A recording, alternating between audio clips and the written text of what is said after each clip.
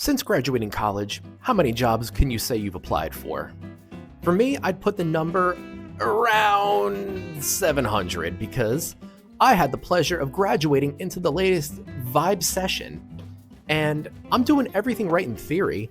I got the degree from an accredited public university, I got the endlessly peer-reviewed resume, and I even have the godforsaken cover letter that has been specifically tailored to the right job description. So, what's the problem here? So it turns out the process is completely scuffed, and I was a fool for thinking it was going to be as simple as just, giving out my resume to people and getting callbacks, like how job searches should go. And in my growing cynicism, I went on like a pretty shameless deep dive and found like some pretty gross trends, like fake jobs being posted on job boards, increasing AI automation, and being subjected to the godforsaken site known as Workday. And despite these vast networking sites theoretically allowing prospective employees to find their perfect career, big tech has turned the entire process into a complete race to the bottom. I've easily applied to 700-ish jobs, give or take a few Minecraft stacks, all of them being entry-level and in my field, and in my geographic location. Jersey, baby! I have an English degree, and it's inherently broad, but it's proven useful. Like, how else could I have written this script? Like, I used to think that I was the problem. Yeah, I'm a little awkward during interviews, and I don't have enough hard experience, but entry-level jobs were made for people like me. Like, have you seen the latest crop of NPR hosts? They're awkward entry-level people, and they won't hire me. Why is that? I just found out my microphone was off, and I have to record this all again. So let's speedrun a job application to really appreciate the tediousness of the process. Start that clock. First, find a job on LinkedIn, something will come up. Just make sure it's near you or it pays enough for you to relocate. For those of us suffering under the housing crisis without benefactor parents, good luck. Also, this step is totally optional if you're looking to min-max your job application process per hour, but just make sure it's a real job, more on that later, and confirm it's not a scam by looking into the company and making sure they have like a real address and all that shit. You don't want to be giving your data away to, I don't know, scam artists. Okay, so back to the speed run. And just ignore the fact that it was posted yesterday and has over 100 applicants. You're fine. Just keep pushing them out. Then you actually have to apply to the damn thing. One would think giving out a resume would be sufficient. Well, it turns out that isn't fucking true. Thanks to HR layoffs, staffing company bullshit, and executive level nonsense, the process of giving a resume to someone has turned into a hellscape of digital paperwork. Oh look, it's Workday. Fuck! This just added a few minutes to the timer, and I have to make a special account for the job. Of course I do. Yes, I understand why they need a password reset code featuring my mother's maiden name. Sure, I can go back into my email and click a link and confirm my email is real. I can do all of that. Okay, now can I give you my resume? Okay, cool. I just gotta make some small edits and hit upload. Oh, that wasn't so bad. Oh. Now you need me to retype my entire resume into these appropriate fields. Okay, let me try the autofill feature, and it just crashed my formatting. So now I need to copy and paste my entire resume again. I might as well give them a cover letter too while I'm here. And submit. Okay, that wasn't too bad. It only took me 45 minutes to digitally give someone a resume. I guess I'll go play Crusader Kings for 7 hours. But the tomfoolery doesn't end there. And it turns out there's more than just anecdotal evidence that Redditors are struggling to find jobs. Workers know the process is taking longer, becoming much more tedious, and cynically think bosses have made everything less efficient. And they're not wrong. Employers are taking longer to hire employees at close to 6 weeks. And these longer wait times could be attributed to recent HR layoffs and bosses now conducting the work of hiring managers, resulting in more rounds of ineffective interviews. In my own experience, I've never interviewed with a dedicated HR employee, but rather a future direct supervisor over multiple rounds. It is not fun, and it only gets worse from here. Good news, everyone. It turns out I've been duped, and about 40% of job postings are fake. First off, these are ads from legitimate companies. They're not scammers or anything like that. Instead, it's just, Penguin Random House wasting my time. And I originally theorized companies were collecting like personal information through resumes because some of these job posts, they'll get easily over 100 applicants. And a resume is a data broker's fantasy. Location, education, methods of contact, everything they would want to sell you crap. No shady Facebook, Cambridge Analytica shit required. And, well, I couldn't find any hard evidence of this occurring via resumes and job sites, not even from my beloved Google Scholar, although some people on r/recruiting hell would see things differently. So, 40%, that sucks. And before you guys start hating on the bourgeoisie for wasting our time by creating misleading ghost jobs and collectively distorting the prospective job market, let's try to understand why this is happening. The most glaring issue is that companies have a clear incentive to, openly mislead job seekers as well as people within the company. It's not a lie, if you believe it. The influx of hopeful resumes gives off a false impression that a company exists and it's flourishing for future applicants, as well as shareholders are convinced that it's in a state of growth. Oh, I love the infinite growth model of shareholder capitalism. Well, one of my favorite things I found from researching this was LinkedIn is the job board of choice for posting ghost jobs. Fuck, great. That's just where I spent the last year and a half plugging away and speed running applications. I'm not going crazy.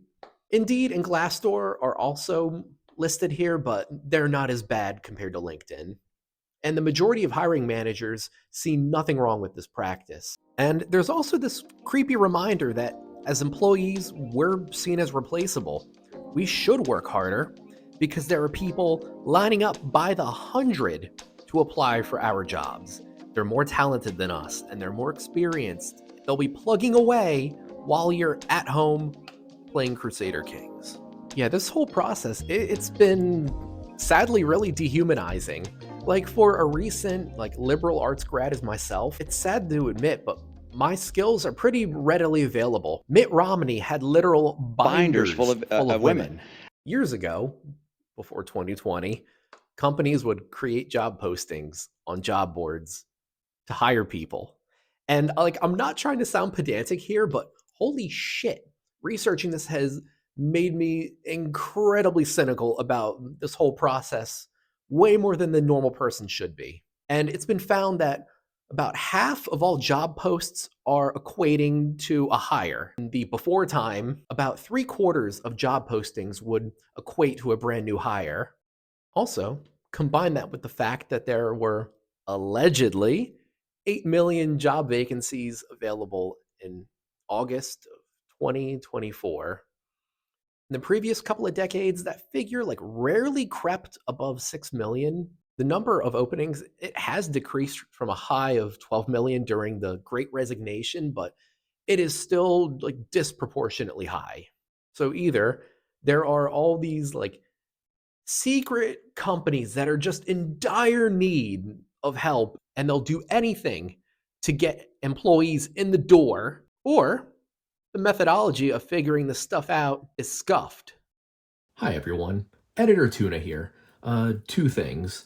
First one, when I was originally writing this script and putting together all the information, the number of job vacancies was significantly higher than it is currently. Now we're sitting at just right above pre-pandemic levels. So that number is beginning to normalize. Also, secondly, I couldn't find anyone really critiquing the Bureau of Labor Statistics ability to calculate the number of vacancies, and I am no statistician by any means. I'm an English major, and they're very transparent about how they do things and how they survey workplaces. Although I'm still curious if workplaces do fib to the BLS about their openings.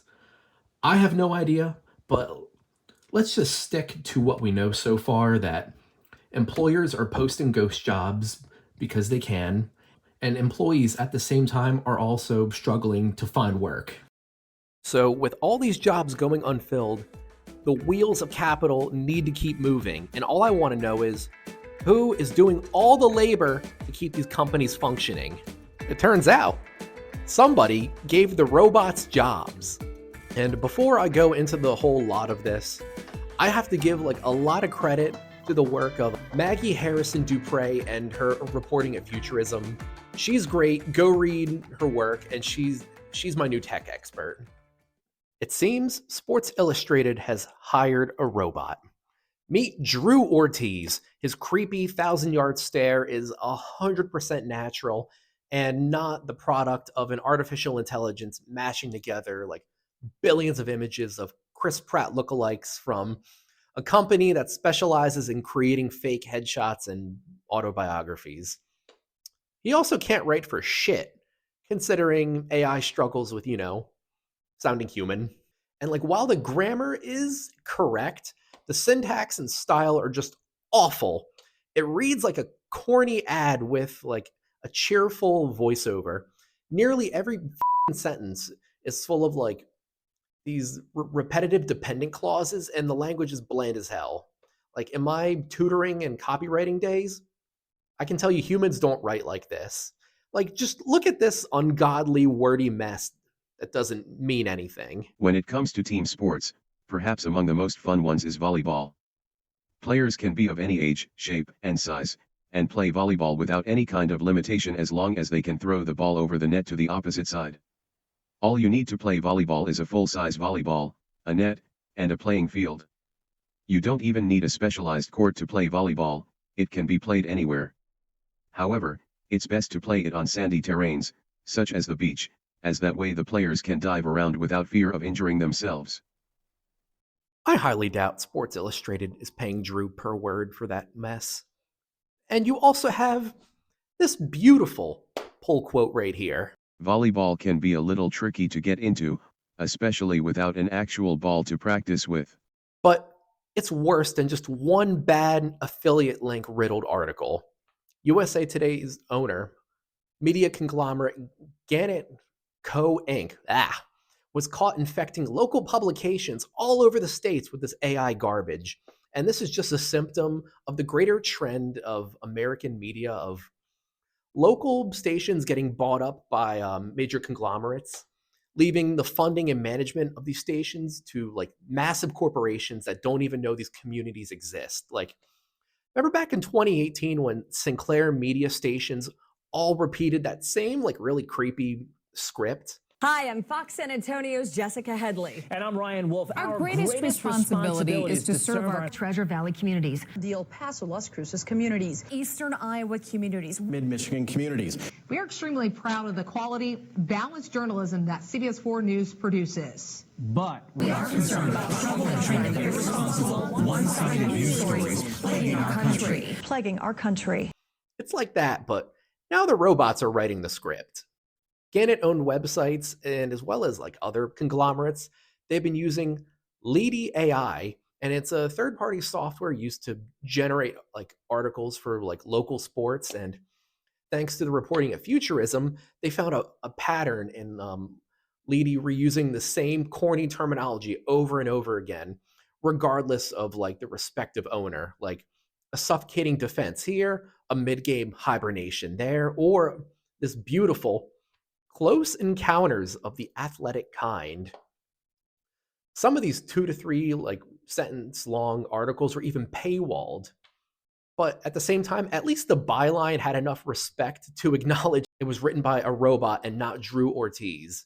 If you've been on the internet as long as me, then you've stumbled upon like these kind of shabby articles. You know, the CNET listicles, terribly written and full of just links to sell you crap with no objectivity at all. It's all just trying to sell you a vacuum. You've stumbled upon them through Google. And it's no surprise that CNET was also caught generating their articles using AI. They're almost like a more malicious version of BuzzFeed. So does it twerk? Can we get Miley on John Quincy Adams? Oh, BuzzFeed. I wonder what they've been up to.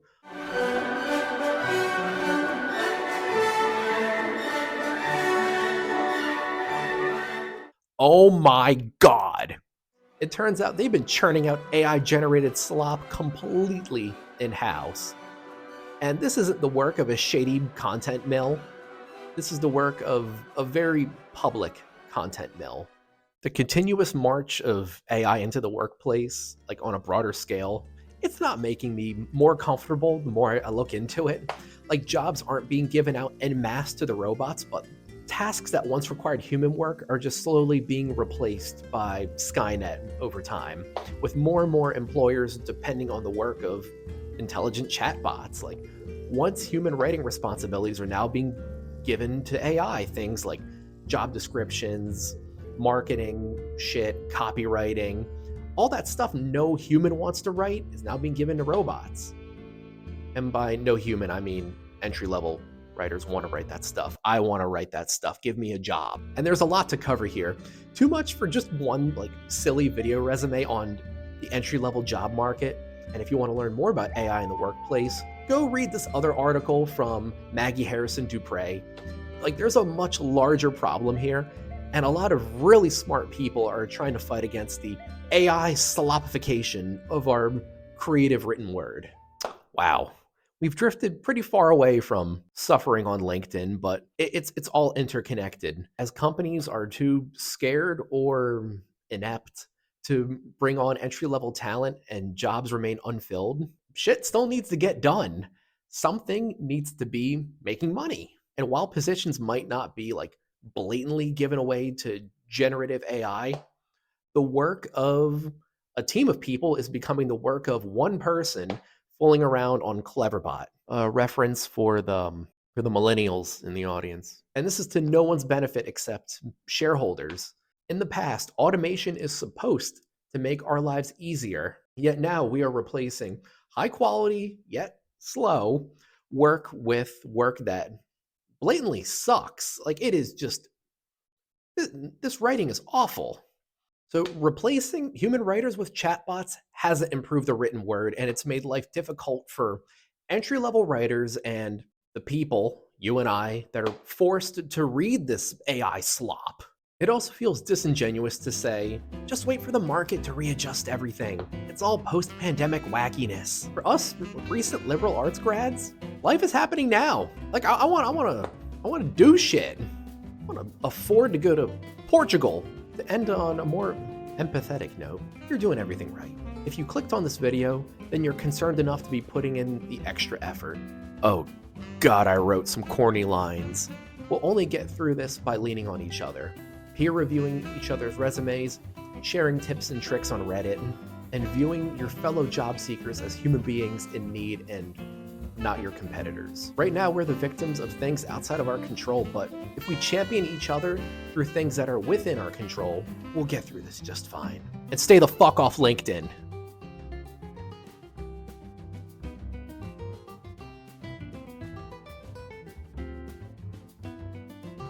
Let's get this finished up so I can go eat a mango.